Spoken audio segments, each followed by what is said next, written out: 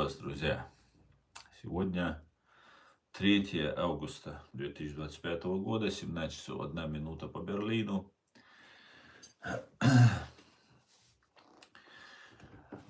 18 часов 1 минута по городу Джохару. Друзья, я вас всех сердечно приветствую.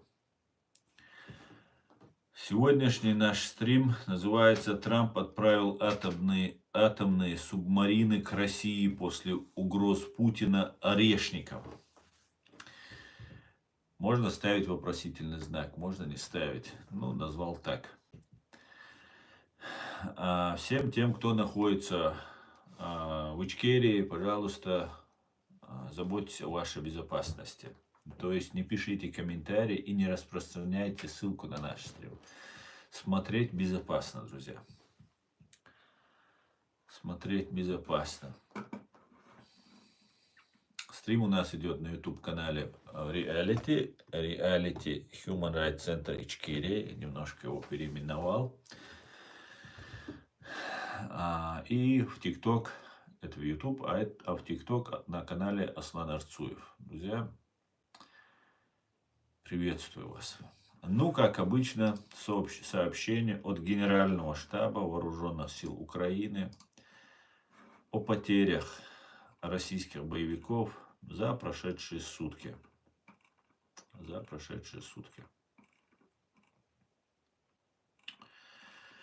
Как обычно, российские террористы обстреливают мирные города Украины. Снова много погибших среди гражданского населения.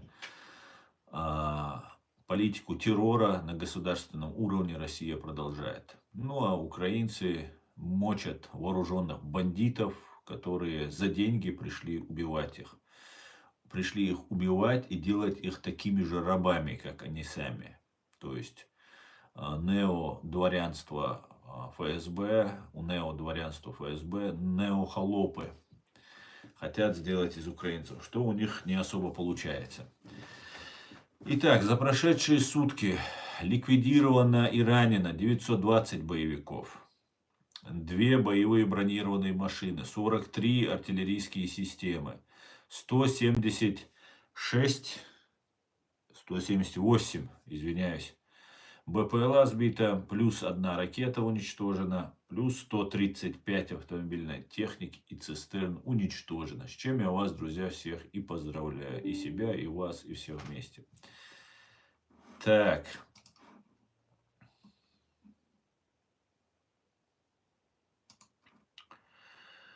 Сэм Иоанн, Алимран. Приветствую, привет. Всех, друзья, приветствую. Ну и давайте к основной теме, потом уж и дальше пообщаемся. И на другие темы тоже. Так.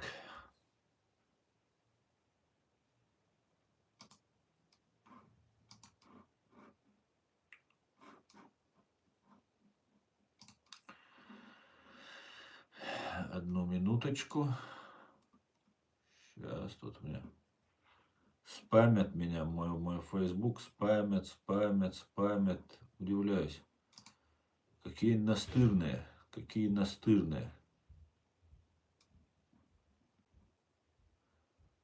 Очень настырные.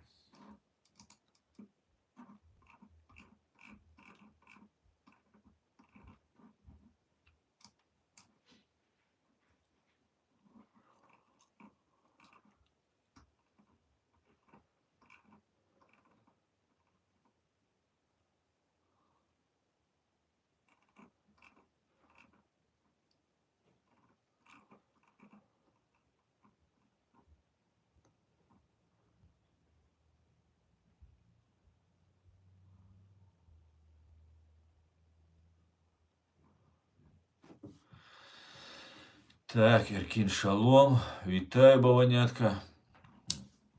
Ну, смотрите, ситуация следующая. Развивается стремительно. Трамп дал 10 дней. Последний раз. Осталось, по-моему, 6 уже, да, дней с того момента. И 1 или 31 июля либо 1 августа Путин откровенно посмеялся над Трампом.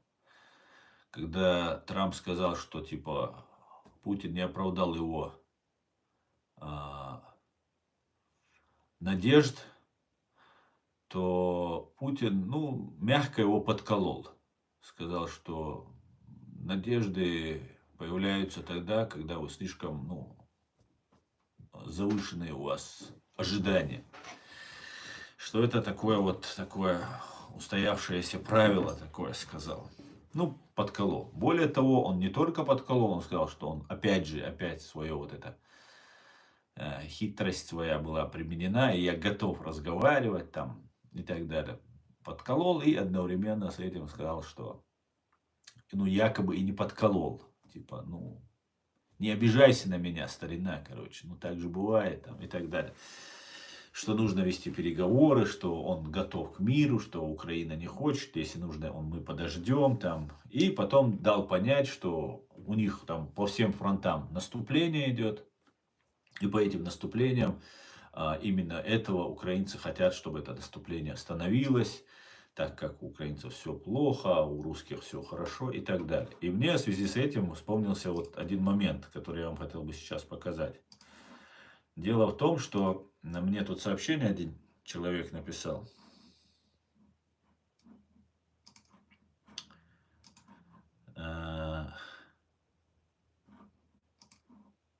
Сейчас, одну секунду.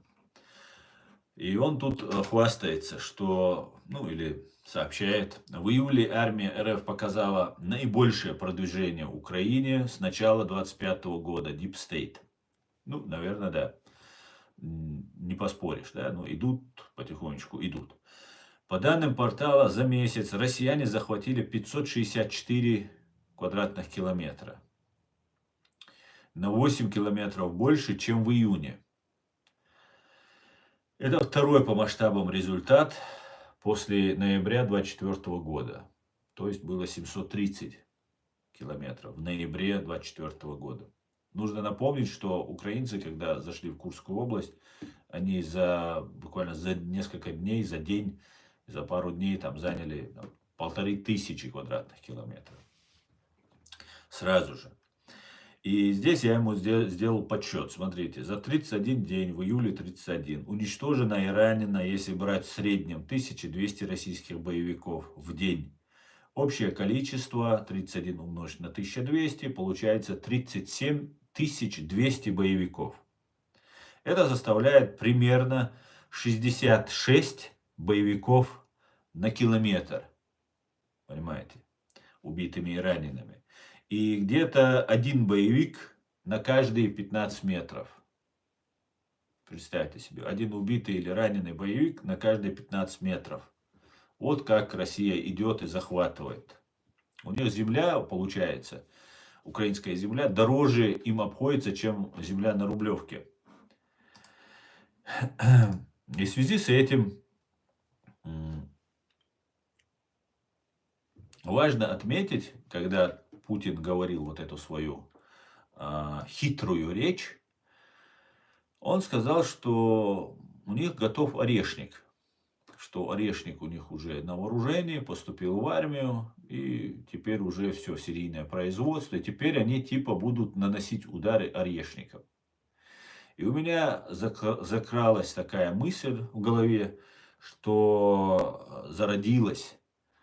А не поэтому ли Трамп отправил подводные лодки атомные к берегам России, он так и не сказал, но он сказал, что соответствующие районы.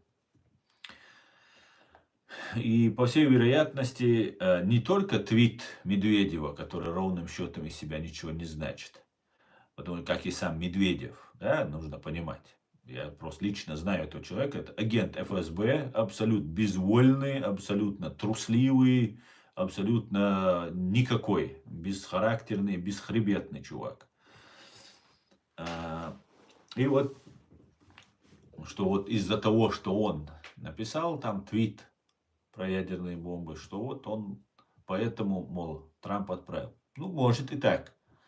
Но мне показалось, после разговора Путина, после его вот этого интервью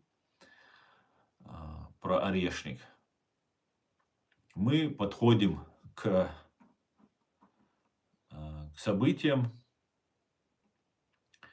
которые назывались, сейчас одну секунду, русская интерпретация называлась «Карибский кризис», по-американски это кубинский ракетный кризис это называлось. И давайте я немножко вам расскажу, что это было. Знаете, что самое интересное? Именно об этом кубинском ракетном кризисе, ну или в русской интерпретации Карибском кризисе, уже несколько лет говорит депутат Государственной Думы Российской Федерации Евгений Федоров, доверенный, близкий человек Путина, как он сам об этом говорит. Невероятно, ну как говорил Федоров, мы подходим именно к вот этому кубинскому ракетному кризису. Давайте по порядку. Давайте по порядку. В период 16 по 28 октября 1962 года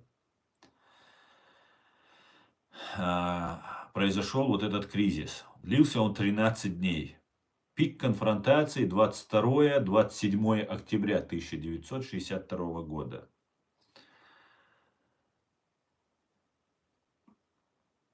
Российская пропаганда утверждает, что первыми, так сказать, моргнули американцы.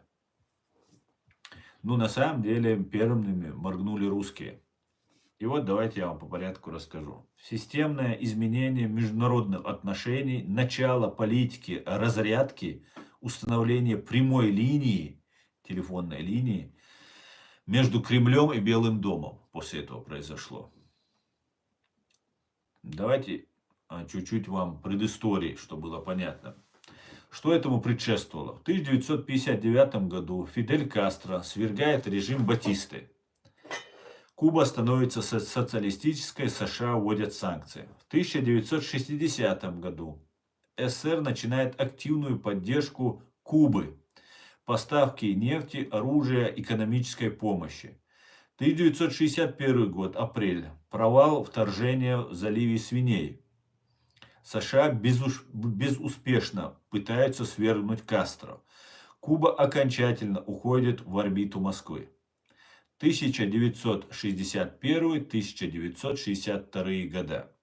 Вашингтон размещает ракеты средней дальности PGM-19 «Юпитер» в Турции и Италии. Они способны поразить Москву за 10 минут. Это один из ключевых факторов последующего решения СССР. Лето 1962 года. Москва начинает тайно перебрасывать на Кубу ракеты средней дальности Р-12 и Р-14 с ядерными боеголовками, а также авиацию и войска ПВО. Начало кризиса. 14 октября 1962 года. Американский самолет-разведчик У-2 делает фотоснимки строящихся пусковых установок на Кубе. 16 октября доклад попадает к президенту Джону Кеннеди. Начинается ежедневное заседание Совета национальной безопасности США. —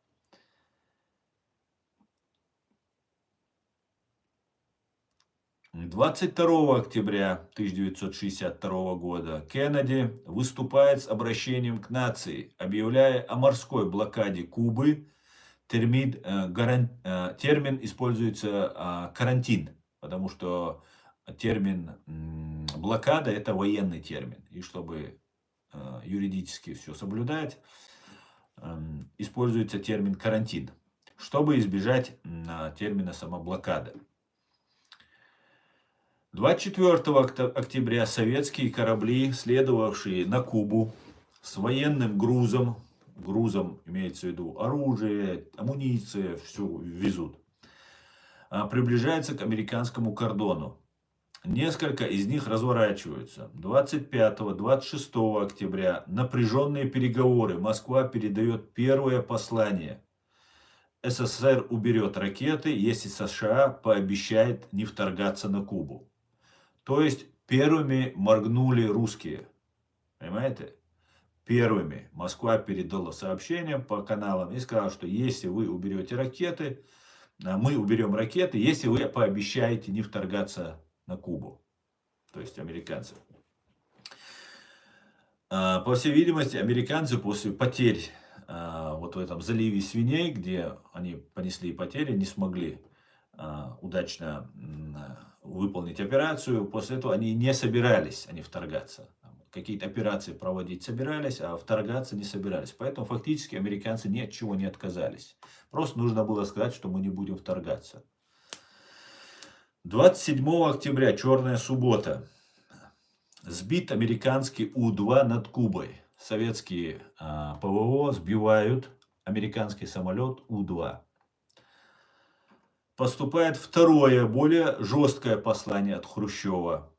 СССР уберет ракеты, если США также уберут свои из Турции. Это можно связать с тем, что на Хрущева оказывают внутри России давление. Ну и, видимо, может поступает какая-то информация, что американцы тоже готовы немножко отступить.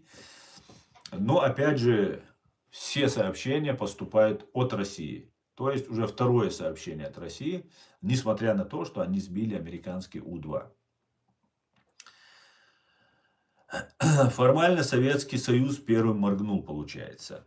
Фактически компромисс получился и уступки с обеих сторон. 28 октября Хрущев объявляет, что ракеты будут демонтированы и выведены.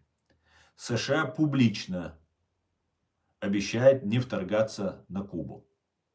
США негласно соглашается в течение нескольких месяцев убрать ракеты из Турции и Италии. Это не афишировалось. Вывод советских ракет. Последствия. Вывод советских ракет с Кубы под контролем ООН. Операция завершена к ноябрю. Прямая линия связи, красный телефон между Кремлем и Белым домом с 1963 года. Договор о запрещении ядерных испытаний в атмосфере. После этого тоже был принят.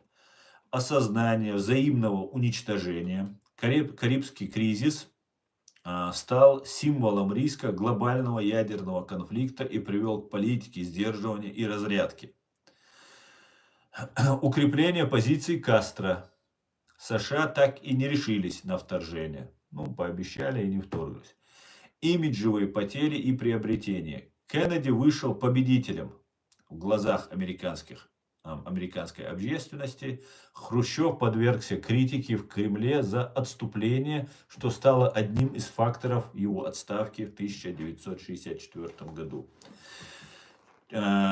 Через 2 года, через 1,5 года, через год, чуть больше года, 1,5 года где-то, Хрущев был отправлен КГБ в отставку за якобы трусость. Нам об этом не скажут, но только один раз в истории мы знаем такой случай, когда лидер России ушел в отставку. Ушел живым, здоровым, не мертвым, не пристреленным, не отравленным и так далее, и так далее. Просто ушел на пенсию. Через год был застрелен Ли Харви Освальдом президент Соединенных Штатов Америки Джон Кеннеди. И мы можем предположить, всего лишь предположить, что причина была это месть со стороны КГБ СССР, потому что СССР считался, это не сегодняшняя Россия, о которой вытирают ноги кто попало. Тогда Советский Союз реально боялись, уважали, считали очень мощной страной. И этот как раз незадолго после Второй мировой войны у Советского Союза и у американцев и танков, и самолетов в принципе был паритет. Ядерное оружие, атомное оружие у всех имелось. Биологическое, химическое, бактериологическое и все остальное накапливалось. Поэтому Советский Союз считался очень сильным. И репутационный ущерб, нанесенный Советскому Союзу после проигрыша в этом противостоянии, был колоссальный. Именно поэтому, я полагаю, был снят Хрущев, а затем, сперва при должности Хрущева был убит Джон Кеннеди, потом Хрущев был отправлен в отставку, и я полагаю, что Ли Харви Освальд действовал по заданию КГБ, он как раз тренировался в Советском Союзе, обучался, проживал какое-то время и разделял эти взгляды коммунистические. И, кстати, нужно отметить, что Советский Союз был не силен не только ядерным оружием, другими своими вооружениями, большим количеством влияния в мире, потому что тогда мир после Второй мировой войны был поделен на два лагеря, на западный и Варшавский договор, вот эти коммуняги были. Знаете, немножко делая отступление, хочется сказать, какая вопиющая несправедливость получается. Нам, чеченцам, геноцид после Второй мировой войны. Мы не сделали ничего плохого этому миру, но над нами к концу войны русские совершают геноцид, а между Западом они делят, скорее всего, сейчас тоже уже может быть поделена между американцами, Кавказ, например, поделен. Именно поэтому русские так нагло, и вот то, что сейчас, например, Закаев здесь путешествует из Лондона в Украину и обратно по Европе он передвигается, можно предположить, что, например, Англия или кто-то еще, скорее всего, Англия, если он там проживает, позволяет этому человеку, они прекрасно знают, кто он и что он, и идет сценарий по разделению Кавказа на северный и южный. Да, появился термин южный, начали, всегда это было Закавказье, сейчас начали говорить южный. И может быть поделен Кавказ, Северный Кавказ останется за Россией, а Южный Кавказ отходит там Америке и Турции. И какая опять вопиющая несправедливость. Мой чеченский народ снова оказывается в лапах русских. Вторую мировую войну начинают русские и немцы, нацисты и коммунисты. Мы, чеченцы, находимся оккупированными в Советском Союзе, в этой фашистской русне. И получается, мир договаривается с Советским Союзом, с коммунистами, уничтожают нацизм, побеждают нацизм и делят мир. И снова, не спросив нас, 5 стран, Франция, Великобритания, Соединенные Штаты Америки, Китай и СССР, делят этот мир между собой. Представьте, какая вопиющая несправедливость. Создают новый мировой порядок, в котором вообще нас не спрашивают. Мы вообще полностью уничтожены, получается. То есть нас, чеченцев, ингушей, отправляют в Сибирь, Казахстан, Среднюю Азию, чтобы мы оттуда никогда не вернулись. Абсолют миру наплевать на это. Сейчас опять идет дележка мира, и сейчас какой-то Карибский кризис 2 у нас разыгрывается, о котором Евгений Федоров говорил. Обратите внимание, может у меня с логикой что-то не так, но я могу вам, он об этом не один раз говорил, он постоянно об этом твердит. Мы должны подойти к Карибскому кризису, мы должны подойти к Карибскому кризису. И тут Медведев заявляет какую-то чушь, что мы ядерное оружие, 3-10, Трамп с ним начинает переписываться, перерекаться. И в итоге, в конце концов, подходят к тому, что да, реально, вот отправляют ядерные лодки к берегам России. Путин заявляет, что у него есть орешник, который уже поступил. И фактически уже можно на эти орешники вешать атомные заряды, направлять, ну как бы так. И сейчас будет такая эскалация. Потом опять скажет, давайте установим прямой контакт, прямой телефонный разговор, хотя он и так имеется. И все, и мы остаемся в этой фашистской России.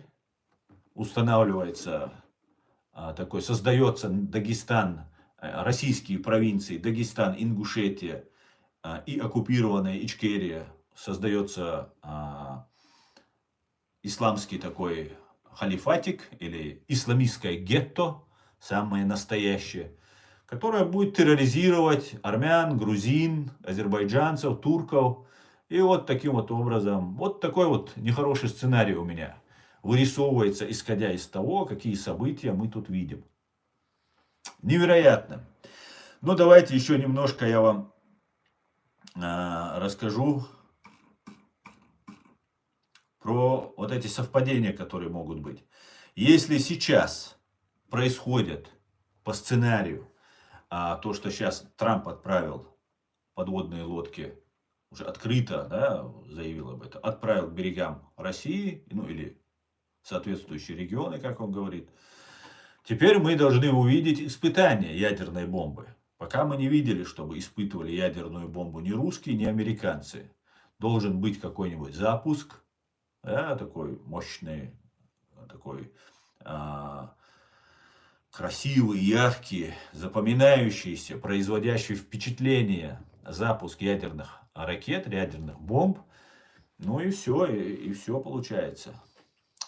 Наступило счастье. Ну давайте я вам немножко еще дам информации для размышления. На этом канале никогда не лгут и дают вам пищу для размышления.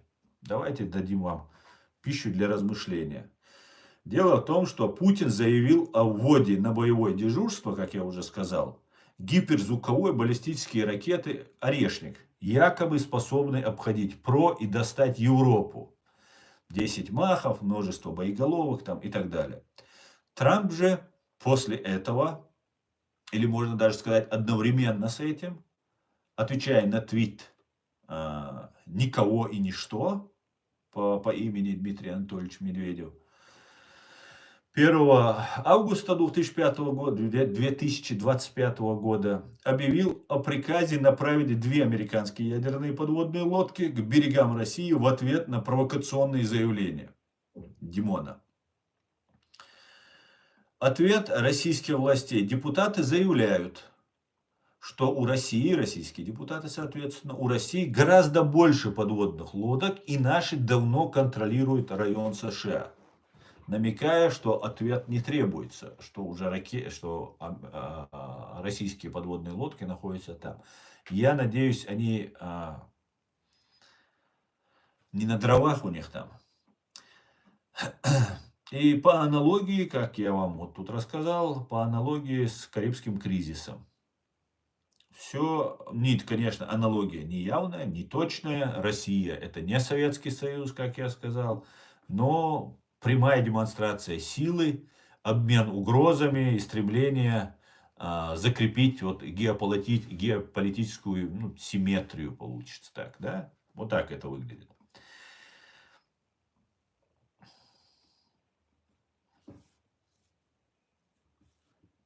Так.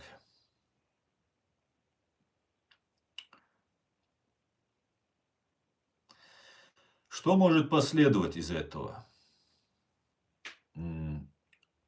США могут направить дополнительное вооружение в Европу и Украину. Уже направляется, уже оружие мешками, как говорится, девать некуда. Усилятся санкции, скорее всего, о которых Трамп говорит. Ну, Трамп сам говорит, что для Путина они не произведут впечатления. То есть, Трамп грозился санкциями, суперсанкциями. И потом, когда их надо вводить, он говорит, что они особо не произведут впечатления. Это может свидетельствовать о том, что после санкций нужно будет принимать еще какие-то меры. Это уже как будто намек на то, что нужно бы принять еще какие-то меры. Ну как, гипотетически предполагая, мы можем так сказать. Ну, это может быть, конечно же, испытание атомной бомбы американской, где-нибудь в Тихом океане, например. Вероятно, будет серия обвинений и ультиматумов, что опять же приведет к ситуации, похожей на Карибский кризис или кубинский ракетный кризис американской интерпретации. Так.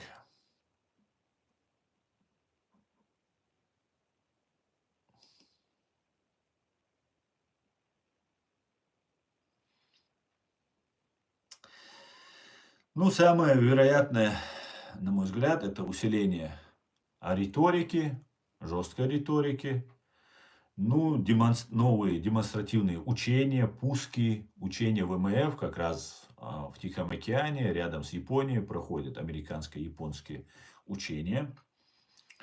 И возможность прямых переговоров или посредничества, чтобы не доводить до военных действий. Приблизительно вот какая картина вырисовывается. Что очень-очень странно все. Давайте почитаю ваш комментарий. Друзья, пишите ваши вопросы. Мне очень интересно ваше мнение. Давайте обсуждать, давайте говорить и искать истину. Искать истину. Я смотрю, здесь очень много комментариев. Так. Друзья, я перемотаю, потому что очень много. И как обычно...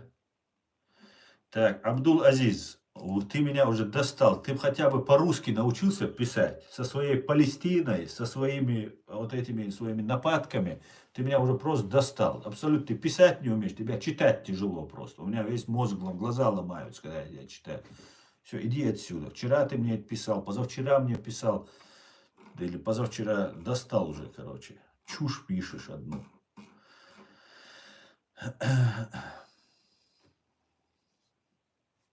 Аслан, привет. Скажи, власть в Советском Союзе была КГБ или Компартия? Власть в Советском Союзе была КГБ СССР. Об этом писал профессор Абдурахман Автарханов, который говорил, что Россия, Советский Союз, как колосс на глиняных ногах, держится на КГБ. Понимаете? И что это никакая не политическая полиция, как должна быть любая спецслужба, а является субстанцией государства советского. Конечно же, Компартия это было всего лишь прикрытие. Россия могла по-разному называться. Она могла называться демократической, она могла называться капиталистической, коммунистической, какой угодно. Это все ширма, прикрывающая русский империализм. Россия была и остается со времен Ивана Грозного или там со времен татаро-монголов, когда монголы их сделали какое-то там подобие улуса. Вот с тех пор они остаются имперцами. И были, и остаются. И всем этим заправляла КГБ, конечно же.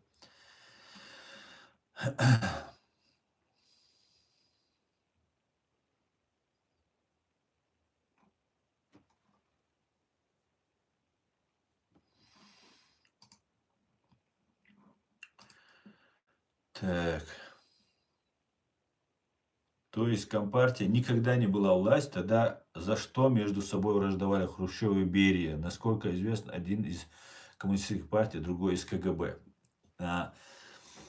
Ну, сейчас не будем уходить далеко. Можно просто сказать, что власть, определенная власть у коммунистов, она вначале была, потому что управляли всем миром через идеологию. И именно тем был силен не только вооружением, но и этой идеологией, о которой они на весь мир людям пудрили мозги, рассказывали. Коммунистические партии были во Франции, в Италии, в странах НАТО, между прочим. Многих стран, в том числе в Соединенных Штатах Америки, коммунисты были, везде были. И через них свое влияние оказывалось Советским Союзом. Поэтому... А то, что враждовал Хрущев или Берия, я могу сказать, что определенная сила была не столько у Компартии, сколько у Хрущева, который опирался на армию. 80% военно-промышленного, 80% бюджета СССР уходило, как утверждают некоторые эксперты, на военно-промышленный комплекс. Советская армия была самой мощной армией, и КГБ их боялась. И я полагаю, развал Советского Союза в том числе произошел для того, чтобы убрать силу у этой армии. Об этом еще Джохар Дудаев говорил, что вот тогда ее добили просто в 80-е годы, ввязав в войну ее в Афганистан, ее фактически добили, эту армию, которая представляла угрозу и для Запада, и для КГБ СССР. КГБ СССР и Запад фактически в борьбе против российской армии, советской армии, выступали фактически на одной стороне. Впрочем, можно предположить, что и сейчас в определенной степени происходит то же самое. Российская армия, которая, конечно же, не такая сильная, как советская армия, но в определенной степени можно сказать, что ФСБ, втянув в войну против Украины российскую армию, фактически теперь сливается. Все КГБшники, как утверждают, находятся здесь, на Западе, бегут. И то, что КГБшников, там, Гудковы, Фейкины, тут разные всякие, ну, не знаю, Фейкин, насколько КГБшник или агент КГБ, ну, Гудков известный там КГБшник и так далее. Например, Савастьянов, который начинал геноцид против чеченского народа, проживает в Америке, тоже КГБшник. Но эти КГБшники спокойно себе, преспокойно проживают. Например, в Украине действует КГБ УССР. С ними тоже особо мы не видим борьбы, и по всей видимости с ними бороться никто не собирается. Главное, чтобы ты высказывался против России, а то, что ты КГБшник и на тебе тонны там, крови и преступлений, как бы, это как бы, ну ничего страшного, как бы. Вот так это все преподносится. Поэтому здесь вот так все запутано и перепутано. И возвращаясь к твоему вопросу, можно сказать, что Хрущев опирался на армию, а Берия, конечно, представлял КГБ. И тогда советская армия побеждала КГБ. И КГБ побаивалась. И даже сейчас, я могу вам сказать, как было это в Ичкерии, когда русские воевали. Когда заходила туда русская армия, вот эта фашистская, то КГБ отошло в сторону. Это не наше дело. Этим занимаются военные, там, полицейские, там, военные, вот они занимаются. Как только сопротивление было сломлено, когда уже можно было начинать убийства, зачистки, грабежи, вербовку и всего остального, опять передали власть КГБ, так называемому РОШ, региональному оперативному штабу, во главе с ФСБ. То есть всех военных подчинили ФСБшникам. В принципе, сейчас то же самое. Дмитрий Кечкин, главарь банды ФСБ, матерый преступник, по всей видимости, причастный к теракту, соорганизатор теракта в Бостоне в 2013 году Дмитрий Кечкин, сейчас возглавляет чеченскую, временно оккупированную Чеченскую республику. Роль ширмы исполняет Рамзан Кадыров. Поэтому вот такая вот, то есть такая странная каша получается, да. ФСБшники сдают время от времени Западу свою армию. И сейчас мы это видим. Сейчас мы это видим.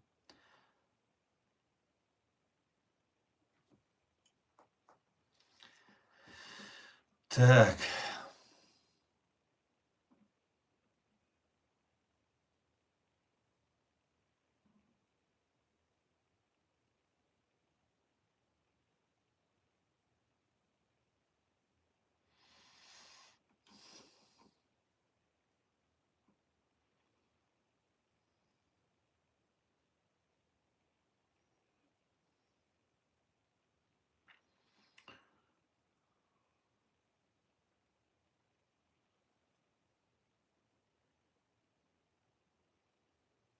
Ну, смотрите, сколько троллятины. Сколько троллятины у меня сегодня тут в эфире. Вообще. Сейчас, подождите, я уберу эту троллятину, а то она меня отвлекает, я не могу читать ваши комментарии. Вот и все. Слава ЗСУ. Героям слава.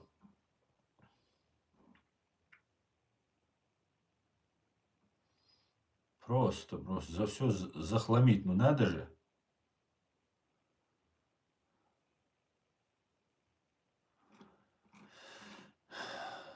Салам, Дима, салам.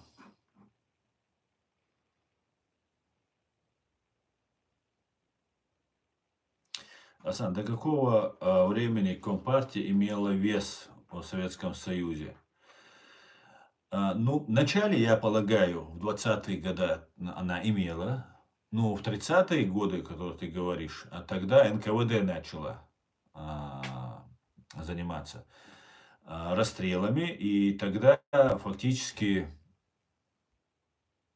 Ну, это чисто мое мнение. Я могу ошибаться в этом, потому что это нужно делать отдельный анализ. Вот как вы задаете вопрос, вам лучше всего чат GPT об этом спросить. Хотя он тоже не скажет вам, я думаю, или скажет чушь какую-нибудь. А так, я думаю, что после Второй мировой войны, когда армия имела колоссальный авторитет, успех и мощь, вот тогда у НКВД начали немножко, особенно после смерти Сталина, я думаю, где-то после 50-го года, у них начало все уходить из-под влияния контроля.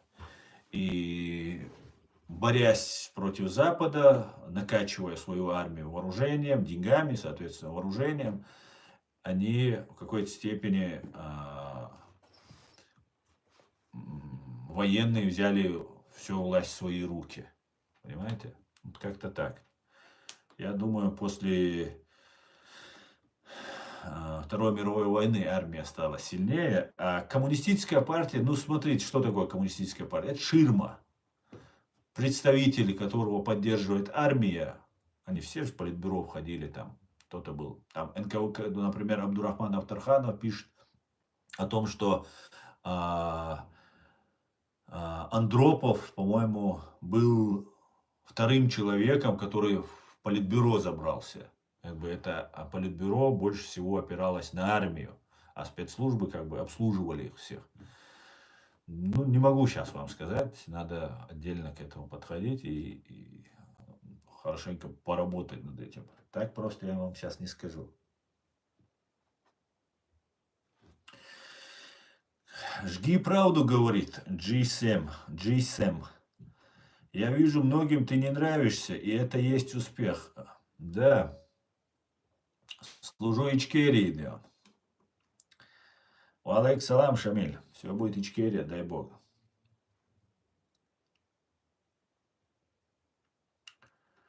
А сам, почему молодежь Чечни поддерживает Россию? Они не в курсе, что делали с предками? Это все пропаганда? Это все пропаганда, Джек Хоппер. Это все пропаганда. Во-первых. Во-вторых, а вы попробуйте не поддерживать эту пропаганду. И вы узнаете, что такое электрический ток, привязанными проводами к разным частям тела, и похищение ваших родственников, и где-нибудь в окопе под Часовым Яром окажетесь.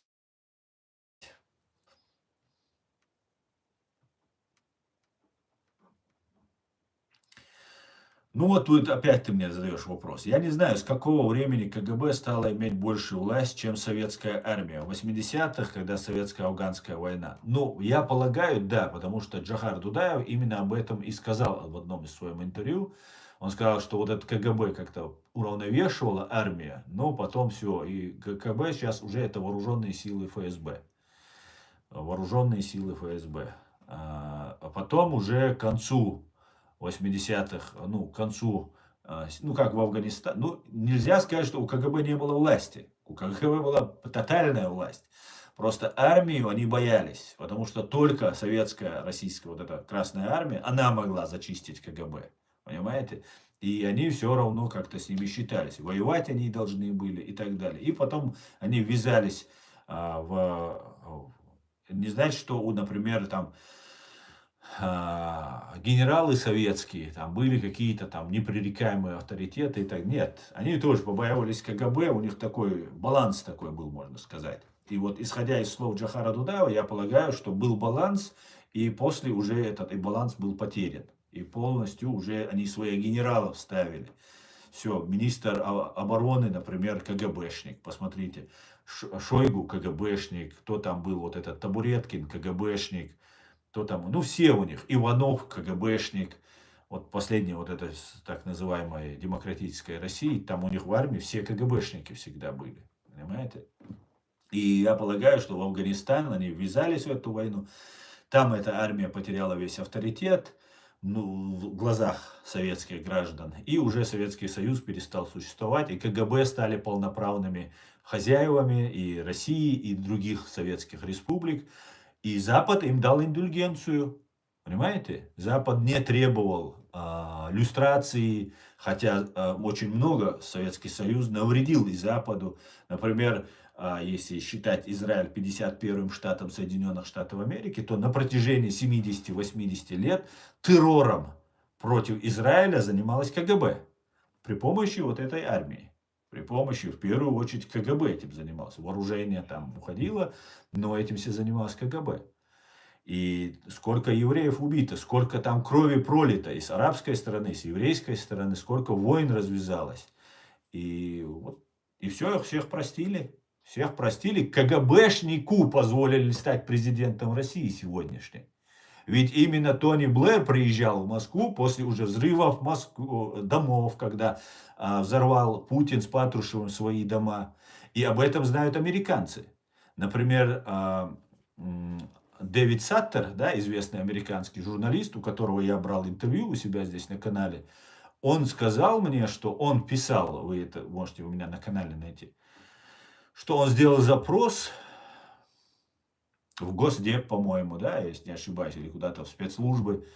И они ему ответили, что мы не даем информацию про взрывы домов. Он расследует эти взрывы домов. Они знают, фактически, он сделал вывод, что они знают, и не предоставили ему информацию. Она типа или засекречена, или еще по какой-то причине. То есть Запад, Тони Блэр прилетел после взрывов домов в 99 году, когда Путин взорвал своих русских. Это только дома, когда он взорвал с Патрушевым. Они еще взорвали там метро, переходы. Это все делали русские спецслужбы. Это ФСБ делало. Все. Понимаете? Где-то там они использовали чеченцев темную. Там где-то там у кого-то, вот помните, как украинцы, когда украинские азовцы находились в плену, Фейкин и украинская там КГБшница одна, которая при всей власти у них там не меняющаяся сидит, как ее фамилия, журналюга, КГБшная, у КГБшная, да, они говорили похитить чеченцев в Украине. Чеченцев, то есть граждан Украины для того, чтобы обменивать на азовцев. И вот такая вот идейка подкидывалась. Причем это не говорится прямо, это просто Фейкин и она обсуждают, причем не открыто вот с видео, а голосовое у них такое общение. Хитро, да? И азовцам это подсовывается. Родственникам азовцев, там, друзьям вот этих пленных, которые находятся. И они быстро какого-нибудь чечена хватают, кадыровца, якобы кадыровца, да, и обменивают. Таким образом, дискредитация идет Украины, все остальное и так далее, и так далее. Вот точно так же они использовали эти методы и против нас. Когда там, например, провести теракт, у нас сидит чеченец какой-нибудь, которому дали пожизненно. Его родственники говорят, вот взорвите, или сумку отнесите, поставьте. Вот мы вам дадим, там, вот положите просто сумку. Вот так теракты проводились. Понимаете? Норд-Ост, Беслан, это все инициировано, подготовлено. И другие теракты сплошь и рядом. Об этом говорил еще Александр Литвиненко. Помните, когда на переезде через мост Яузу взорвался ФСБшник? Майор, забыл фамилию, подорвался при закладке взрывчатки, когда он должен был вот электричку подорвать. Понимаете? Вот таким вот образом они представляли, что это делают чеченцы. И об этом знали на Западе. Тони Блэр, премьер-министр Великобритании, в 1999 году, когда Путин с Патрушевым уже взорвали дома, вошли в Чеченскую республику Ичкерия, а Запад дал гарантии, был посредником, что русские не будут вторгаться, что вот мир, жвачка, там договор у нас с русскими. Тони Блэр сразу же после этих взрывов, по-моему, в 2000-м уже, когда Путин уже еще не стал, или только, нет, еще не стал, по-моему, только он еще премьер-министром был. Значит, это еще до марта, получается, 2000-го он прилетел, но это можно посмотреть в интернете. С ним поехал в этот питерский театр, они там слушали там симфонию или что они там слушали. Тони Блэр не знал, что ли? Знал, конечно. Тони Блэр не знал, что идет геноцид чеченского народа, уничтожение чеченского народа. Знал, конечно. А США засекретили это, США знали, что взрывали дома русские спецслужбы. И русская армия пошла топить чеченцев в крови, потому что она безвольная, безнравственная, бесхребетная марионетка в руках ФСБ. Понимаете? Пошла топить чеченцев в крови русская армия. Вот вам весь, получается, фокус, да, во всем. В итоге российская армия является абсолютной марионеткой. Полностью ее заморали в крови. Российскую армию. ФСБ как бы ни при чем. Везде отгораживается. Она борется с террористами. Она там выявляет террористов. Потом происходит событие. ФСБ убивает чеченцев. На протяжении всего времени убивает чеченцев. В Чечне с их документами своих военных отправляют в ИГИЛ. И все это знают. Это же не Аслан Арцуев сделал открытие. Понимаете? Который не имеет никакой инсайдерской информации. Только анализирует вот то, что из открытых источников есть информация. Понимаете? У спецслужб ее больше же эта информация. Но нет. Все как будто ничего не знают. Делают вид, что нет, это не касается. Вот такая вот интересная загогулина получается. Как говорил Ельцин. Аслан, нельзя жить прошлым. Лучше будет ли гражданская в Ичкерии после Пуйлопада. Борис Дракон, да, она планируется. И она планируется при помощи Украины и Великобритании, на мой взгляд. Потому что Ахмед Закаев будет одним из тех, кто планирует эту гражданскую войну. Понимаешь? И ГУР, Кирилл Буданов, например, который заигрывает с Закаевым, они там какую-то армию, там сколько, 300 тысяч чеченцев со всей Европы под ружье Закаеву должны встать. Мы этого всего не увидели. Понимаете? Не увидели даже 30 человек мы не увидели, 300 человек мы не увидели, там 30, может, наберется каких-нибудь родственников, просто людей, которых обманули, втянули в эту всю эту фигню. Понимаете? При помощи вот КГБ, УССР, Британия очень даже активно по Закаеву туда-сюда общается, да, его используют для каких-то своих целей. Какие это цели? Да, готовится не гражданская война в том понимании, что есть какая-то идея у одной части общества, потом есть у другой части общества идеи, и они между собой схлестнулись. Нет.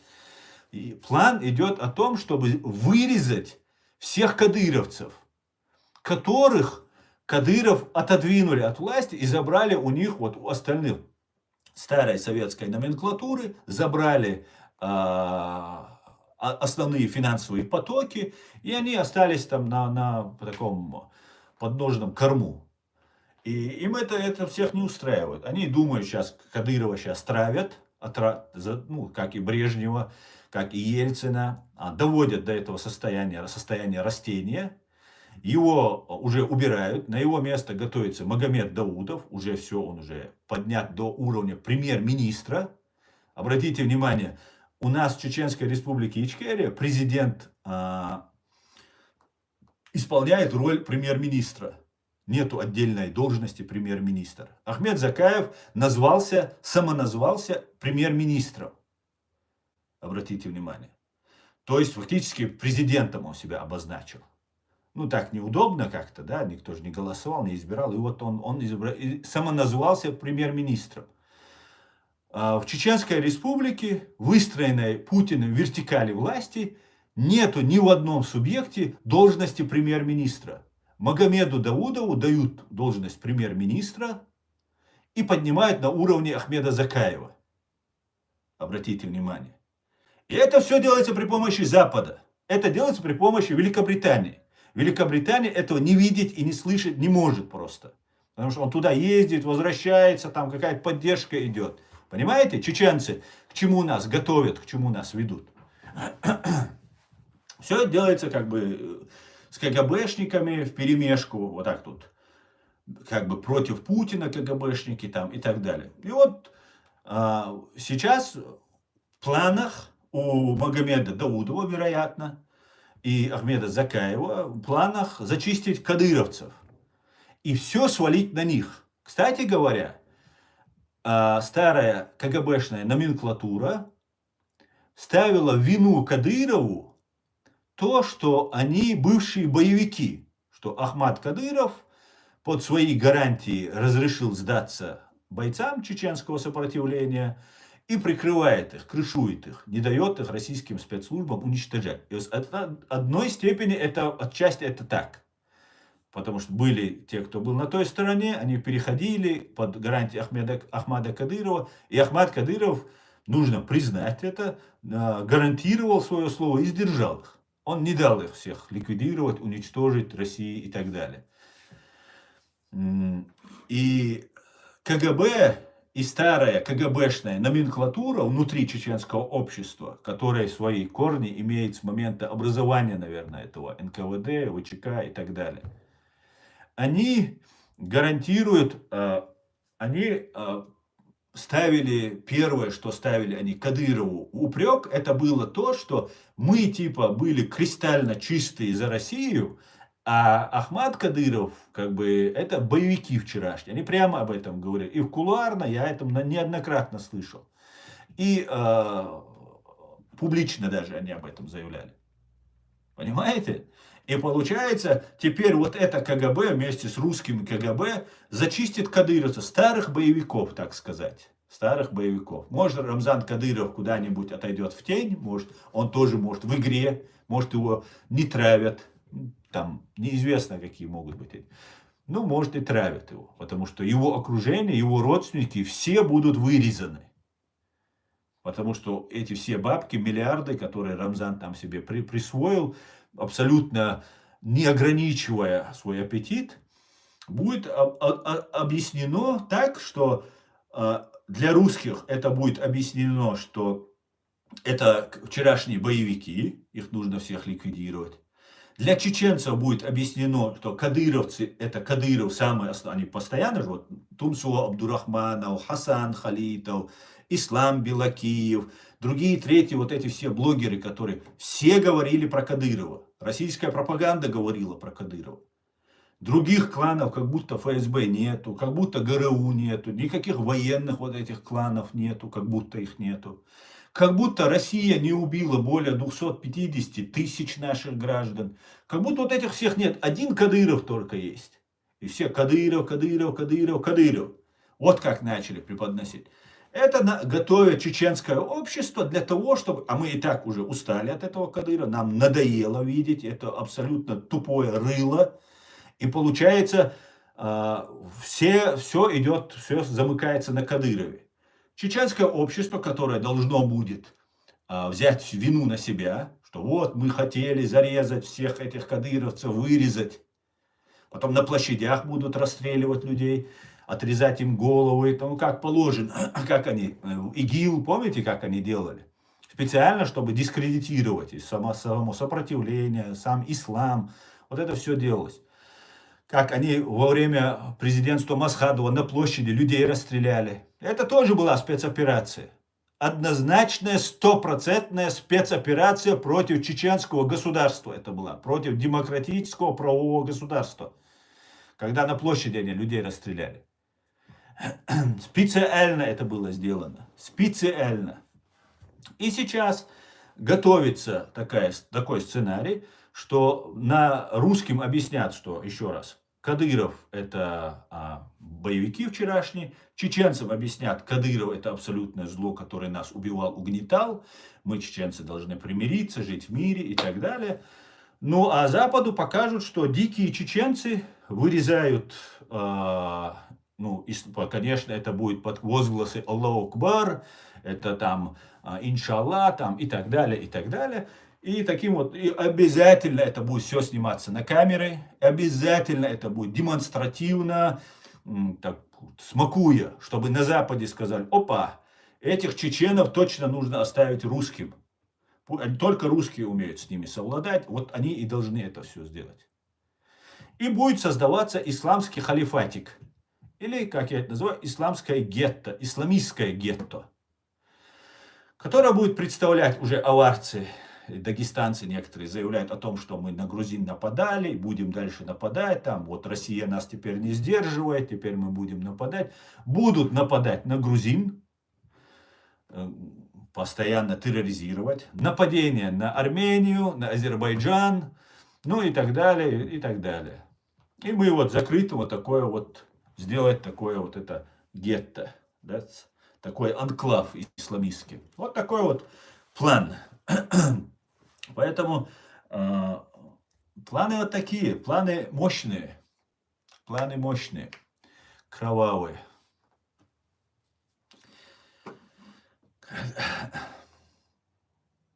Как думаешь, сейчас РФ у Патрушева больше власти, чем у Путина? Не могу сказать, Старклайт. Я не знаю, больше это у Патрушева или нет. А определенное одно время, мне кажется, больше. Другое время, мне кажется, там Путин играет, что как будто у Патрушева больше, а у него не больше. Я полагаю, что есть коллеги ФСБ, и они там обоюдно решают. И поделены как отрасли, так может быть и территории, которые чем, например, занимают и какие там контролируют. Так это может быть. Путин может быть находиться как бы, ну там, на пирамиде, восседать вот этой вершине этой пирамиды. Может быть так. Но Патрушев, конечно же, имеет очень большую власть. Очень. Аслан, где Аяд? Надеюсь, с ним все хорошо, да, Алмула. Вчера был стрим с Аядом, да, с ним все хорошо, да, Алмула. Спасибо за ответ о гражданской войне. Чувствую, что без крови не обойдется, но каждый под заглавие попадает узколобенькой, безусая молодежь, которая манипульнуть очень легко. Абсолютно так, Борис Дракон, абсолютно так. Абсолютно так. Для этого готовится эта молодежь. И пока мы что-то не предпримем, чеченское общество, хотя бы здесь, кто в Европе находится, мы идем к катастрофе. Нас ведет Россия к катастрофе. Пока Россия полностью не уничтожит чеченский народ, чеченскую идентичность, не сотрет ее полностью, русские от нас, вы от нас не отстанете. Не знаю, наверное, ты тоже русский, раз такие вопросы задаешь. И мы, это чеченцы, должны понять. Хотим мы, спрятались мы, молчим мы, ничего не делаем. Они от нас не отстанут. Они от нас не отстанут.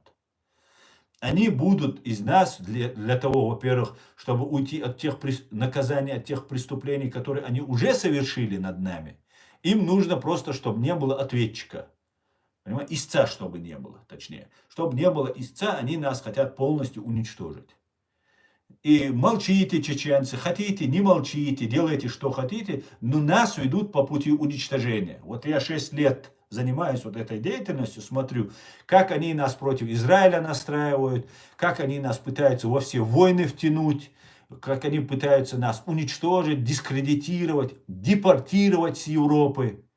Вы же, мои зрители, наблюдали это все. Мы все это постоянно говорим, твержим, митинги проводим, где-то говорим, пишем письма и так далее. Вы же все это видите. И стоит нам ничего не делать, просто оставить все вот на тормозах спустить. Все, мы идем к катастрофе. Нас ведут к катастрофе. Но всему свое время молодежь подрастает, и я надеюсь, что все, что мы тут делаем, зря не пропадет. Да, завтра, вчера мы делали интервью, может будет посмотреть.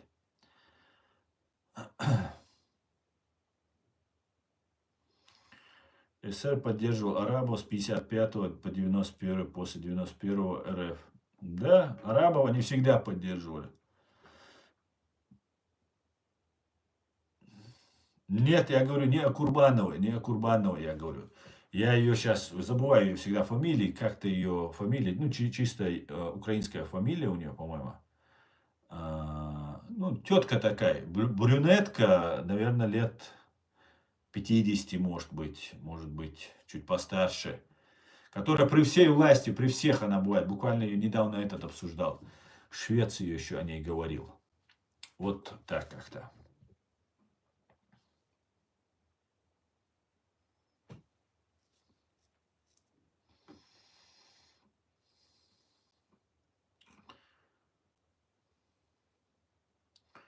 Крестоносец. Что будет с РФ? Ну, с РФ я тут вижу, что, ну, с РФ ничего такого критического я, по крайней мере, не вижу. Ну, вероятно, да, Масейчук, Баланетка, спасибо большое. Масейчук ее фамилия. По-моему, это Масейчук было. У меня есть это видео на моем канале. Просто поищите, где Фейкин и Масейчук общаются. Они как раз об этом говорили. Да, спасибо, Баланетка.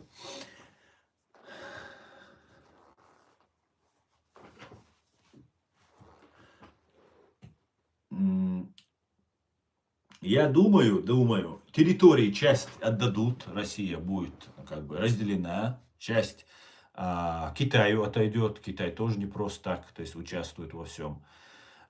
Часть уйдет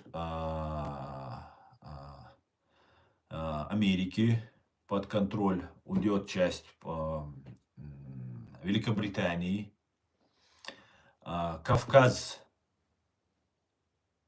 уходит уже под, в том числе, США и Турции.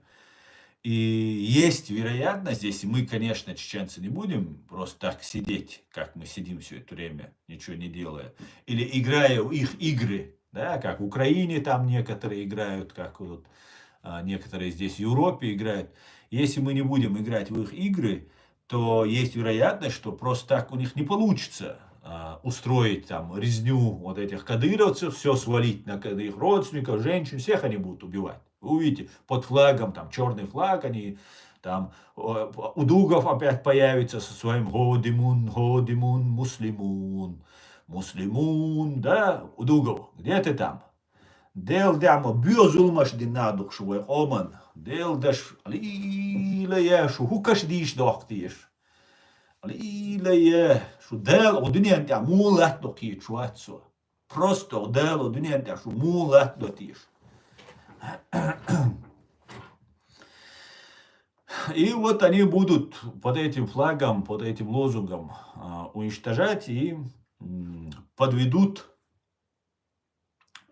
нас, ведут нас к этой катастрофе. Но если мы поймем, что происходит, будем готовы, предупрежден, вооружен, как говорится, не дадим себя использовать, понимаете? Использовать, не дадим себя использовать, будем говорить, то Западу нормальной, здоровой части, не каким-нибудь там спецслужбам или еще какому-нибудь там, непонятно кому, реально Западу, например, Грузии невыгодно, чтобы на них, например, на границе у них оказались какие-нибудь там исламистские там какие-нибудь там дикари. Правильно? Им это абсолютно невыгодно. Азербайджану и Армении это невыгодно. Может, кому-то там далеко Турции, может, это выгодно. А Азербайджану это невыгодно, если так посудить, по большому счету. Именно ведь самолет азербайджанский хотели сбить, чтобы с Азербайджаном. У нас Басаев воевал за Азербайджан. У нас с Азербайджаном глубинные такие дружеские, братские отношения. Хотя есть много азербайджанцев пророссийских, которые ненавидят там свободную Ичкерию там, и так далее. Найдутся такие. Но по большей части с Азербайджаном у нас с Грузией еще ближе, да, мы с ними всегда жили, только в мире, до добрососедстве и так далее. И с одной стороны это будет как бы не очень приятно, да, Грузии, Азербайджану, каждый день к ним заскакивать, террористы будут их людей убивать. Ну, Западу, в принципе, мы далеко находимся. В Европе, если им прямо вот под носом вот у них не возникает, им абсолютно все равно. Вот такой вот этот циничный, лицемерный мир. Например, сейчас они там говорят про Израиль, да, что мы признаем арабов Палестины государство, вот, и Европа говорит, Запад говорит. Понимаете? Это фактически они вот подначивают. А для чего это делается? Потому что им много живет здесь, арабов живет, они торгуют с арабскими, с мусульманскими странами, и там на них давление оказывают, они говорят, хорошо, плевали они, на евреев плевали на все остальное. Понимаете? А на чеченцев еще больше плевать будут. Самой высокой колокольни будут плевать. Понимаете? Вот как это все может развиваться. А вот когда Украине уже пошло, после падения Украины, и когда украинцы пойдут в российскую армию и потом пойдут наступать на Европу, вот это уже страшно.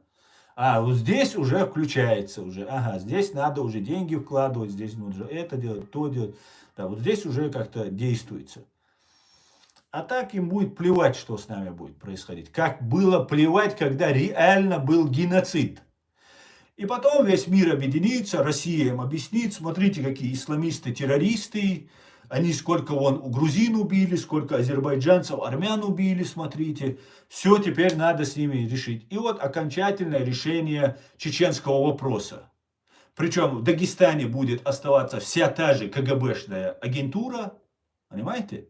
Которая ГРУшная, КГБшная, которая там почти все мужское население, у них там служит у нас в Чечне. Идут, жениться надо, он идет наемником, нанимается и идет в братскую чеченскую республику, чтобы служить и зарабатывать деньги. Идет в армию.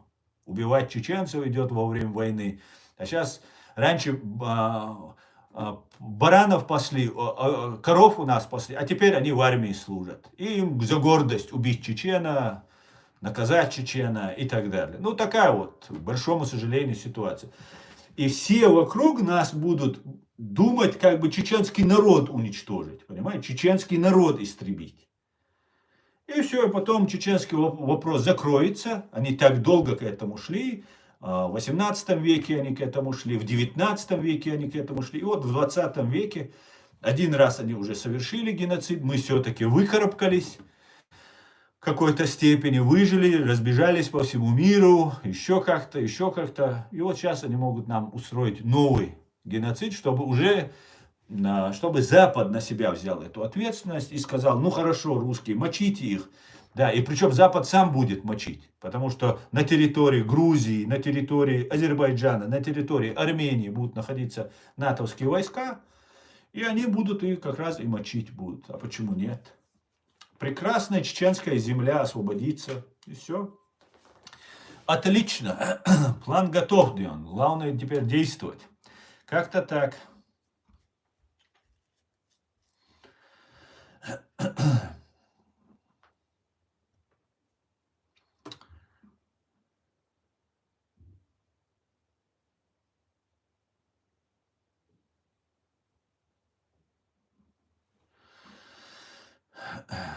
Так.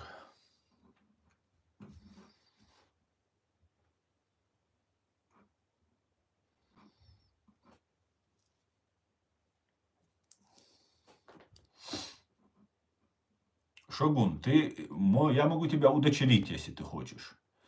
У меня дочки нету, но есть в России одна, но я могу тебя второй еще удочерить. Ты не против?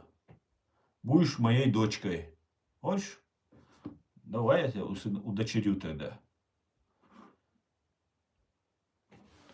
Так, давайте посмотрим еще. В ТикТок у нас все, затаив дыхание, смотрят. И никто ничего не пишет. Всем за подарки спасибо, друзья. Я смотрел, подарки у меня тут заваливаете. Спасибо, друзья, за подарки.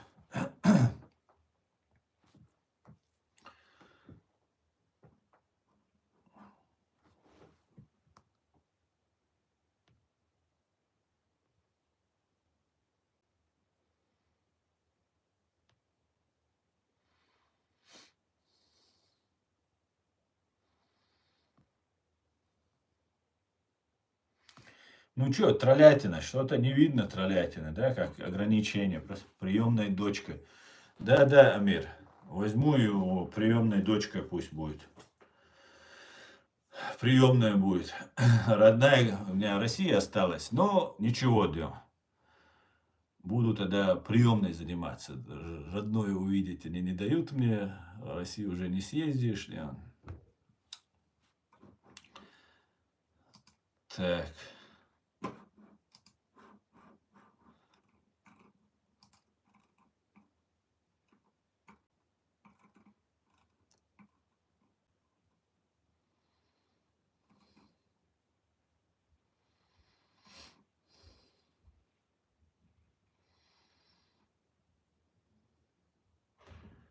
Так, держи, договорились, Ислам. Венер, ец. Асара Италя Ицерх.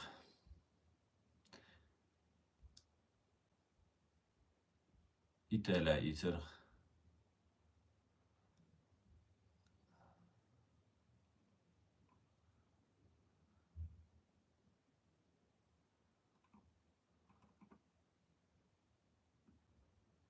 Вот смотрите, что говорит Джохар. Вот смотрите, мы должны прогнозировать и угадывать, как угадывал и прогнозировал Джохар. Смотрите. Все это мы видим, все это мы предугадываем, прогнозируем. Нас спасает то, что мы заранее готовились и к этому вводу чрезвычайного положения. Мы его спрогнозировали. Значит, от меня требовали присяги гораздо раньше, но тогда мы не были готовы к возможной агрессивности через вооруженный ввод сил. Я специально перенес его на 9 число, чтобы было время для внимательной и тщательной подготовки принятия контрмер. Короче, не будем принимать контрмеры, нас ждет приблизительный сценарий, который я вам сказал. Но это не 100%, потому что гипотетически, если мы знаем, что происходит, и не поддаемся на это, и разные, которые нам будут рассказывать, как мы должны построить там исламский халифат, как мы должны там это сделать, все, что уводит нас от нашей государственности, все это отметать будем и говорить о том, что выбор чеченского народа, правовое демократическое государство, которое признается и тем же ОБСЕ, другими международными организациями, Грузия признана, Украина признана, Ичкерия. Если мы будем стоять на этом, при руководстве нашего президиума правительства, который проверенный временем, жизнью, годами, испытаниями, трудностями, всем остальным. Все, в таком случае у нас есть шанс. Но если мы начнем бросаться справа, влево, там мы строим халифат, вон у Рамзана миллиард мы видим, надо эти миллиарды нам завладеть, а уже все вот так, глаза в доллар превратились, все мечтают, Кадырова сейчас травят, все же это видят. Еще сильнее, вот сейчас Рамзан сдохнет, и мы сейчас все захватим, вот они сидят, потом всех его детей перережут, убьют там и так далее. Ну, чтобы концы в воду. Все плохое сделал один Кадыров. Все, никакого ФСБ, никакого ГРУ, никаких вот этих всех бандитов. Почему Магомеда Даудова не отправляют в Украину? А? Почему? Задайте себе вопросы. Все, кто, например, Апти Алаудинов там участвует уже давно, Адам Демирханов уже давно там находится. Это люди Путина. Магомед, Апти Алаудинов, там, Адам Демирханов, это все люди Путина.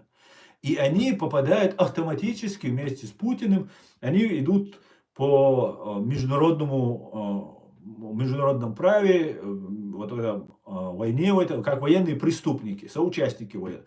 Да, Магомед Даудов собирает эту банду, но он как чиновник их всех проводил, отправил. Я как бы тут непосредственно не убивал, непосредственно на территории Украины он как бы не присутствовал ни разу, не воевал он там, получается, понимаете? Помогал там и все и так далее, ну там, он же чиновник, обязан там и так далее, и так далее. А эти как бы идут, как в расход идут, чтобы не рукопожатными были, преступниками и так далее. Вот к чему они подводят. Придумали ему должность премьер-министра, которого в путинской вертикали вообще нет такой должности. Понимаете? Ни в одном субъекте нет премьер-министра. А вот дали ему. Чтобы потом Ахмед Закаев и Даудов объединились, побратались. Мы братья, мы должны помириться, там, туда-сюда и так далее, и так далее. Хотя это одного поля ягоды. Это все патрушевские люди. Почему я считаю, например, Закаева Патрушевского? Когда было открытие мемориальной доски в Украине имени Джохара Дудаева, там какой-то мемориальную доску они открывали, об этом заявил Патрушев. Представьте себе, там Закаев был, и об этом заявил Патрушев. Сказал, ну там что-то там делает туда-сюда. Таким образом он обозначился, что это их человек. Понимаете? Что это человек. Вот, например, тот же Магомед Даудов, он тоже патрушевский человек. Об этом тоже у меня есть информация. Например, Тумсо Абдурахманов это тоже Патрушевский, ну, из этого клана ФСБ. Потому что Магомед Даудов это тот, который раскручивал Тумсо Абдурахманова. Ему звонил его YouTube-канал, там раскручивали его. И Магомед Даудов, он рядом с Кадыровым всегда находится, и Кадыров его снять не мог. Он был спикером парламента, ну, фейкового парламента, там люди не писать, не читать не умеют, о какой парламентарии могут, по законотворческой работе может быть речь. А теперь он поднялся до уровня, типа, фейкового уровня премьер-министра. Вот он сейчас на уровне Закаева. И теперь они два на уровне, независимой Ичкерию представляет Закаев, который Патрушевская Ичкерия. И тот же Магомед Даудов, тоже Патрушевская Чечня, Чеченская республика. И вот они объединяются, мы должны побрататься. А я, или там президиум наш, или кто-нибудь, любой другой, кто скажет, что это все фейк и ерунда, скажет, ты примирение среди чеченцев не хочешь. Так ты же там американский, еврейский этот засланный масадовский агент, короче. 100% это там на еврейские деньги он там сидит. Почему они обо мне не говорят? 6 лет или сколько лет, как только они меня начали вербовать, я об этом вам всем рассказал. Кто такой Ахмед Закаев и его окружение. Почему они моего имени не произносят? А все копят информацию, чтобы в нужный момент, когда уже будет тот час X, когда уже переход будет в новую стадию, вот тогда они на меня обрушат всю свою мощь, чтобы заткнуть. Хотя бы на время, если попробовать полностью меня ликвидировать, убрать там и так далее. Но нужно хотя бы на время, пока вот процессы будут идти, они на площадях людей будут расстреливать, голову отрезать, там Кадырова миллиарды воровать. Вот для этого всего нужно будет меня задвинуть, заткнуть. И вот то, что сейчас на меня они из-под тишка выливают грязь, это покажется цветочками. По сравнению, как они всю обрушат на меня. И Масадовский я буду, и ЦРУшный я буду, и ФСБшный буду, и все подряд буду, короче говоря. Вот это все обрушится, да? Что скажешь про Кутаева? На YouTube моем канале есть несколько видео про Кутаева. Кутаев из той же обоймы, из той же. Это такой же человек, человек Кремля, человек России. Российский офицер. Российский офицер. У меня есть фотография, опять же, я ее выложил. Она у меня есть и в Instagram, и в YouTube, везде там, и в Facebook. Выложена есть фотография, где Руслан Кутаев, военный, ФСБшный, в форме, российской форме он. Эта фотография, как мне сказал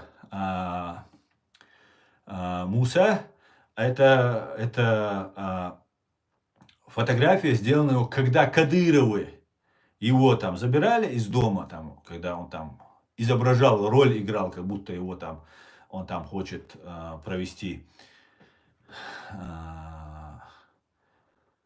какое-то мероприятие по поводу депортации 1944 года. Хотя сам Кутаев говорит, что он не чеченец вообще. Сам об этом говорит. И значит, его родственников, по идее, не должны были депортировать, если он не чеченец. Он сам говорит, что он каких-то тюркских кровей. Когда выводили, у него на стене дома висел этот портрет, где он в российской форме, это ФСБшная форма или военная форма. Вот в этой форме эта фотография есть, она выложена у меня. Вы можете посмотреть ее. Поэтому Руслан Кутаев это российский офицер. Не знаю, что он стесняется. Надо прямо говорить, Руслан, не надо стесняться. Ты столько России помог, сделал, Степашин для тебя адекватный, самый адекватный.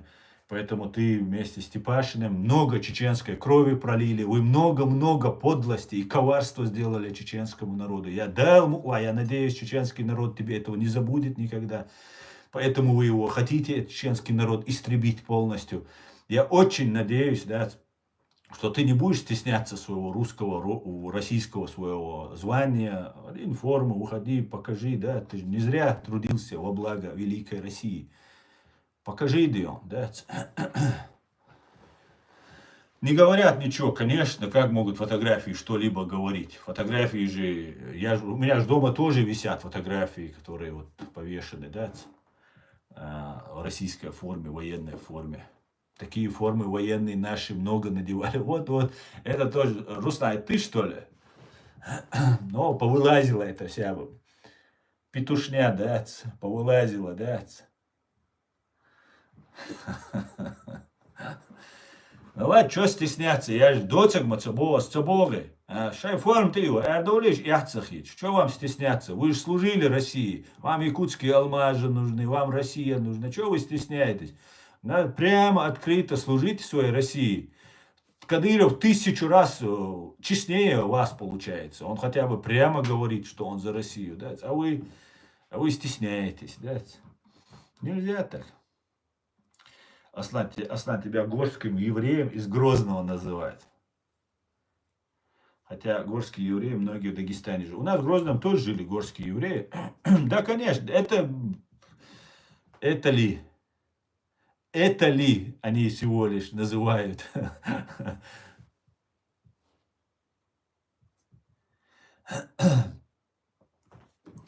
Не надо стесняться, да.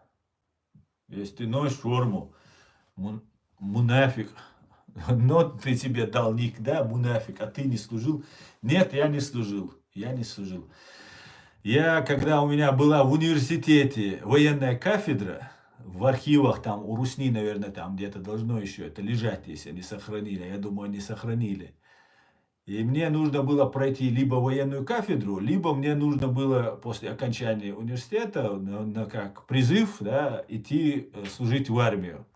И мне сказали, когда ты окончишь университет, у тебя будет младший лейтенант звания, и сразу пойдешь на год лейтенантом или младшим лейтенантом в армию. Либо военная кафедра, ну, если ты будешь ходить на военную кафедру в университете. Либо, если ты не будешь ходить на военную кафедру, после окончания университета ты на 2 года обычным солдатом пойдешь. Я сказал, я не буду военную кафедру, я отказываюсь служить в армии, оккупационной армии, которая уничтожает мой народ. Это я написал на 2-м курсе это было. В 97-м, 98-м году, когда мне предложили идти на военную кафедру. Я сказал, я в армию, которая нас убивает, оккупационная армия, я в ней служить не буду. Ни рядовым, ни офицером. И написал. Поэтому я нигде не служил. Так, ты свободен, мунафик, со своим мунафикством, да? Как можешь себя мунафиком назвать? Аслан Момент, огромная тебе благодарность за то, что этого мунафика удалил отсюда, да?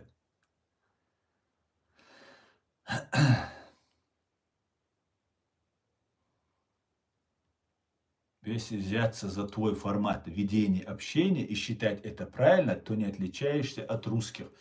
А какой у меня формат? Какой у меня формат? Я не могу понять. Злой. Какой у меня формат? Мне надо реверансы делать, что ли? Кутаеву и Закаеву? Ты это хочешь сказать? Это люди, которые позиционируют себя теми, кем они не являются. И у меня нет никакого желания с ними разговаривать уважительно. Ну, уважительно я разговариваю на самом деле. Я и так не перехожу рамки, которые я мог бы переходить. А то, что там я не проявляю там высокопочтенного там уважения, извините, эти люди делают столько зла нашему народу, что никогда чеченский народ этого не должен забыть. Мы просто должны знать пофамильно и поименно, кто эти люди. Понимаете? И только так и никак иначе. И все. А так я что, матом оскорбляю или я как-то оскорбляю? Я говорю, если ты российский офицер, одень свою форму и уходи. Что ты сидишь там, сказки рассказываешь? Что ты там за независимость, за Ичкерию, там еще что-то против этого. Не надо нам сказки рассказывать. Не дури чеченский народ. И все, вот что я говорю. Слава Ичкерии, героям слава. Вешание ярлыков. Я не вешаю ярлыков. Мне фотографию дал Муса. Эту фотографию он говорит, что из дома. Он вот живой свидетель, вы можете его подтвердить, спросить. Да. Вы можете, вот берете, его забирали, когда из дома, на стене висел его портрет. Этого портрета сделали фотографию. Ну что, какие вешания ярлыков? Вот все вопросы. Муса может назвать, кто, как это все доставал, как делалась эта фотография, еще что делать. Все вопросы туда. Что еще?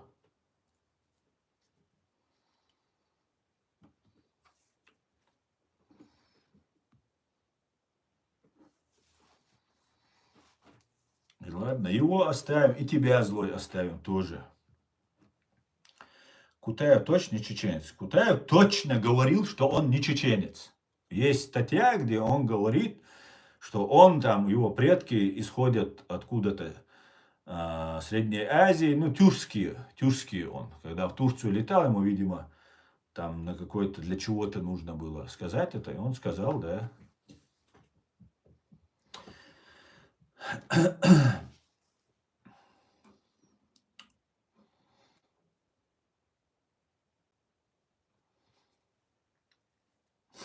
Он перепутал, хотел назваться Мунафик.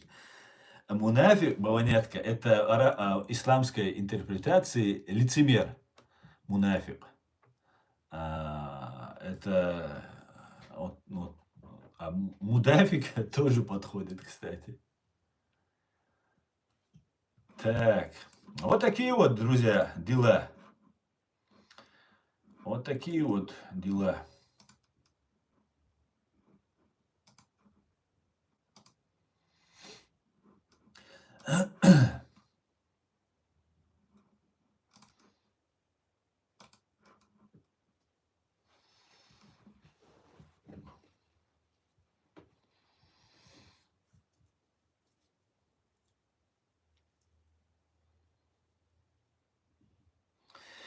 Ну, к сожалению, Старклайд, вот вы пишете, что чеченцы многие зомбированы шариатской идеологией и так далее. Я не знаю, что такое шариатская идеология. Я знаю, что шариат – это свод законов и правил, которые соответствуют исламу, соответствуют мусульманству, религии мусульманства. И мы, мусульмане, придерживаемся шариата. Это так. По-другому это не бывает, понимаешь? И это не значит, что мы какие-то там террористы, исламисты и так далее. Если искоренять слово шариат, термин шариат, значит, надо искоренять весь ислам. Понимаете? По-другому никак. Что значит? Вот построители арабского халифата, это уже в прошлом.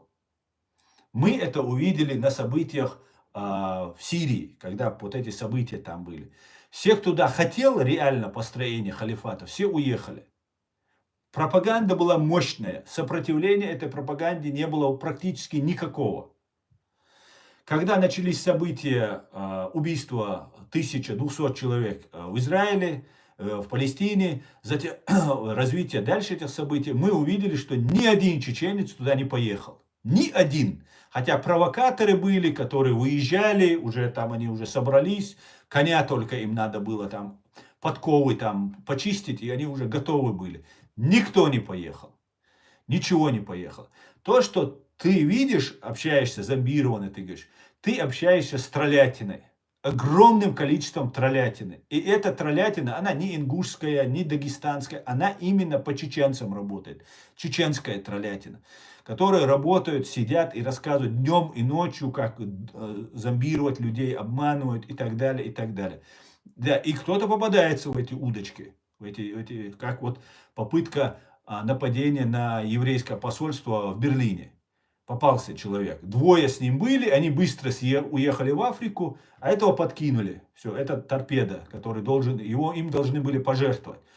Вот это есть. Поэтому нету чеченцев, которые днем и ночью там только и говорят про халифат, что нету этих чеченцев, понимаете? Чеченцы уже поняли. Нету. Если бы были бы, да, то мы увидели бы там, в Украине они бы там собирались бы еще к чему-то. Нет, чеченцы хотят мира. Чеченцы хотят созидать. Да, чеченцы мусульмане, и мы останемся мусульманами. Что бы ни случилось. Если мы захотим сменить свою религию, то это мы сделаем сами, без чьего-либо давления, без чьего-либо напоминания. Сами сделаем. Понимаете? Вот и все. Поэтому все остальное это обман, большой фейк. Вот в этом интернете идет огромная ложь. Ложь про чеченцев, про сказки, которые про нас рассказывают. Понимаете? Как-то так, да. Имеется в виду исламисты, но радикальные. Но исламисты радикальные, вот я как раз все это рассказал, Данила. Все я рассказал, как я вижу и как я это знаю. Я ничего не выдумываю. Понимаете? Я не жалею чеченцев. Если неправы, я рублю, как говорится, правду матку, не жалея. И не жалею, конечно, и других остальных. Поэтому как есть, так и говорю. Не вижу я это. Видел бы, я бы об этом кричал бы больше всех. Видел бы, я бы кричал бы. Но это не значит, что мы должны быть не мусульманами. Просто потому, что кому-то это захотелось, что вот сейчас это как-то... И почему сейчас идет активная работа, что вот там все стали радикальными, вся молодежь стала радикальными, рассказывают. Для чего это говорится? А специально делается, вот понимаете, вот сидят люди, и они начинают рассказывать, вот, ну где эти вот исламисты, покажите мне их. Да, они есть, их зомбируют, но они абсолютно никуда не лезут. В основном чеченцы все носят бороду, они прячутся за эту бороду. Если бы они не прятались за эту бороду, если бы меня здесь не было, и я не имел бы опыт ведения вот этого канала и много других своих вот этих акций, которые я делал бы, я бы поверил бы. Но я звал этих чеченцев. Когда убили Зелимхана Хангашвили в Берлине, я звал. Когда в Сирии убивали людей, женщин, детей там убивали, там людей убивали. Кто хотел, тот поехал воевать. Но никто не уходил на митинг, никто не уходил ни на какие акции. Понимаете? Бороды отпустили и спрятались за эти бороды. Они боятся, понимаете? Кроме Бога ничего не осталось у чеченцев, чтобы просить о помощи. Понимаете? Весь мир обозвал, плюнул и оставил один на один с русским людоедом. Медведем-людоедом оставил один на один. Понимаете? И вот люди спрятались за эти бороды.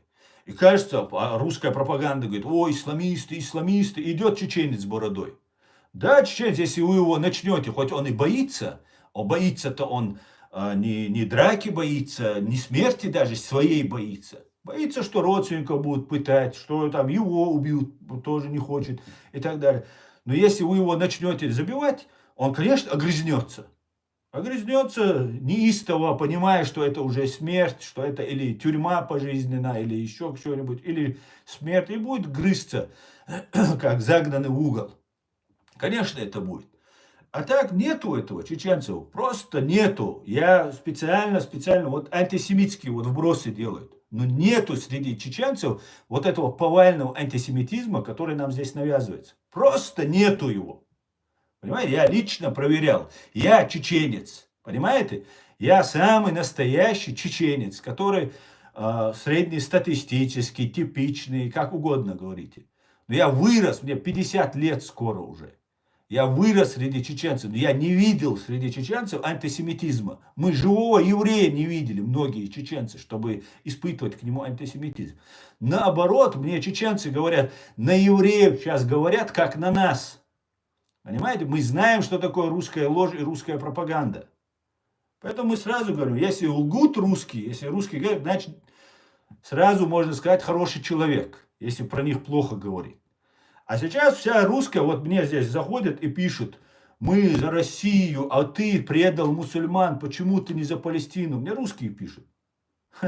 С каких это пор я должен теперь угождать русским и делать то, что им нравится? Они, видите ли, не могут в секторе Газа побольше евреев убить, там, цахаловцев убить они не могут. А мне, значит, нужно поддержать их, потому что русским понравится, ФСБ, ГРУ понравится. Как-то так, друзья. Поэтому не верьте все пропаганде, которая здесь есть. Понимаете? Не верьте. Так.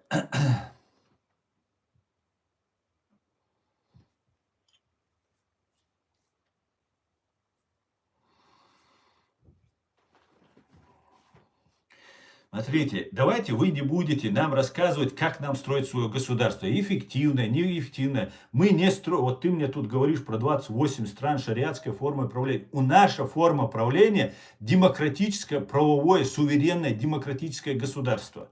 Независимое демократическое государство.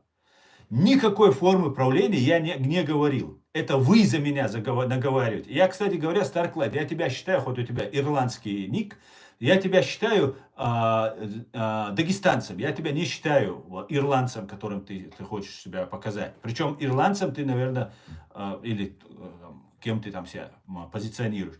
Поэтому не нужно говорить того, что мы вам не говорим. Не надо нам это навязывать. У нас есть демократический шариат, это свод правил для мусульман. Очень спокойно можно быть мусульманином и демократом, как можно быть иудеем и демократом, как можно быть христианином и демократом, как можно быть буддистом и демократом. Понимаете, демократия это демократус, народовластие. И никак это не касается. Религия это твое внутреннее, это так. Строение государства, управление государством, это уже общая демократическая форма, которой человечество пришло к согласию и живет. И кроме 1 миллиона чеченцев, еще много-много миллионов, и десятки, сотни миллионов мусульман на земле, которые живут при демократической форме. Например, та же Турция, которая является членом НАТО, как мы знаем. Поэтому не нужно вот переиначивать, что мы какое-то шариатское. Это вот как раз вот этого и не нужно, я говорю. Строение какого-то халифата, шариатской формы правления и так далее, и так далее. У нас есть свое демократическое правовое государство, за которое мы заплатили большую цену, огромную цену мы заплатили. И мы собираемся дальше продолжать придерживаться вот этой стороны. Понимаете? Не нужно нам вот это все вот так, сяк, вы нас тут... Не нужно нам это все, хорошо? Мы мусульмане, и вообще не нужно нам вообще вот эти вопросы задавать. Мы сами разберемся, хорошо? У нас есть вот как раз вот это строение. Вы говорите, либо вы строите исламское государство, либо вы не мусульмане. Вот так вы нам вопрос ставите. Понимаете? А где вы были, когда нас уничтожали, когда был геноцид чеченского народа? Где вы все были, а? Советники, как нам жить, какая форма государства, жизнеспособная или нет? Вы анонимы. Я, например, Старклайд, я не знаю, кто ты вообще. Но ты заходишь, ты может дагестанец, может ты англичанин, может ты еще какой-то. Я же не знаю, кто ты, правильно? А может ты КГБшник, ФСБшник сидишь. У меня обычно одного ФСБшника я разоблачу, и он отсюда покидает, другой под ником заходит. Вот ты у меня как раз приблизительно вот между этими как раз и появился. Такой активный, ты вопросы задаешь там туда-сюда. Турецкое светское государство. Светское демократическое государство. И что? Чеченская республика демократическое, такое же государство. Чем отличается? Видишь, вот ты настаиваешь на том, что моя Ичкерия это исламистское государство, ты хочешь, к этому хочешь подвести. Вот и все, Старклайд. Вот ты себя выявил. Хотя я тебя уже давно раскусил. Приблизительно, да? Кто ты и что ты. Все, хорошо, друзья. На этом я свой стрим закончу. Спасибо, что смотрите и поддерживаете. Не верьте разной пропаганде, друзья. Не верьте тому, что нам навязывают. Сейчас внутри Европы, здесь вы обратили внимание, вот эти антиисламские разные сейчас вот эти блогеры, которые никогда не выдавали себя, когда я с ними общался, что они являются врагами там, мусульман там, и так далее, ну, такими воинствующими атеистами, как когда-то коммунисты. Их начали раскручивать, их там нарезки делать, там. Ведется такая большая работа. Это делается для чего? Для того, чтобы показать дома находящимся чеченцам, что здесь, в Европе, либо это работающие на Моссад, еще на какие-то там Моссад, еще ЦРУ, ФБР и так далее, спецслужбы, либо это враги мусульман, либо это воинствующие атеисты. Именно поэтому меня вот с этими разными... Я думаю, я их идентифицирую теперь как просто проект духовного управления мусульман России. Вот эти антитерроры, там вот это всякого разного вот это белиберда. Вот эти все люди, Муслим Сатуев его зовут, Муслим Сатуев. Вот этот Муслим Сатуев, он изображает из себя, как в советское время, антиисламская вот эта матерая риторика идет. Вот они хотят представить, чтобы с нами дома, кто находится, чеченцы, они на нас рассчитывают, чеченцы. Они рассчитывают, что мы хоть что-то здесь повернем, сдвинем с места. Но нужно нас представить здесь работниками Моссада, работниками ЦРУ, воинствующими атеистами, врагами. Там. Вот это тоже сюда же пишет.